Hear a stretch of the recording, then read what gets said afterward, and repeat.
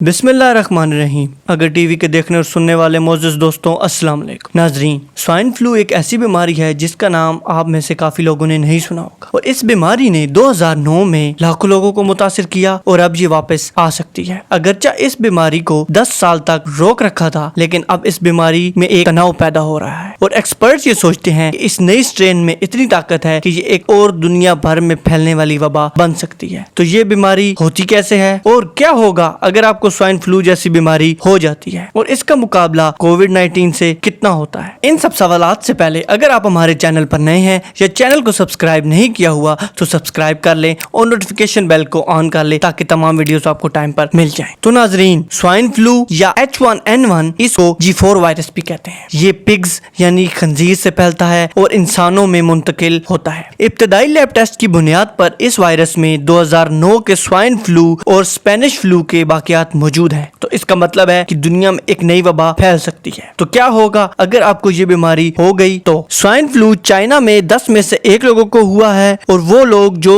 खंजीर की फैक्ट्रियों में काम करते हैं ज्यादातर उनको हुआ है। और अगर G4 स्ट्रेन स्वाइन फ्लू जैसा है तो सब हो सकता है। अगर आप ऐसी जगह को छू लेते हैं जो इन्फेक्टेड हो या कोई आप पर छींक देता है जिसे स्वाइन फ्लू हो तो आपको भी स्वाइन फ्लू हो सकता है। और अगर वायरस आपके जिस्म में दाखिल हो जाता है तो इसको 1 से 4 दिन लग सकते हैं। और इसकी अलामात ऐसे हैं जैसे आप पहले तजर्बा कर चुके हैं। पहले दिन आपको बुखार होगा और ठंड लगेगी और अगले ही लम्हे आपको पसीने आने लगेंगे और फिर आपको ऐसे लगेगा जैसे आपका पूरा जिस्म मुंजमद हो गया हो और आपको थकावट और पट्टों में दर्द भी हो सकती है। आपको लोगों से दूर रहना होगा क्योंकि इस तरह आप दूसरों को भी मुतासिर कर सकते हैं। और 2 दिन बाद आपको उल्टियां, जुकाम और छींकें आना शुरू हो सकती हैं और कुछ लोगों को तो हैजा भी हो जाता है। तो इस मौके पर आप अपने बिस्तर पर रहें, आराम करें और ज्यादा पानी पिए और वो करें जिससे आप जल्दी ठीक हो सकते हैं। और ऐसा करने से आप 1 हफ्ते में बिल्कुल पहले जैसे ठीक हो सकते हैं।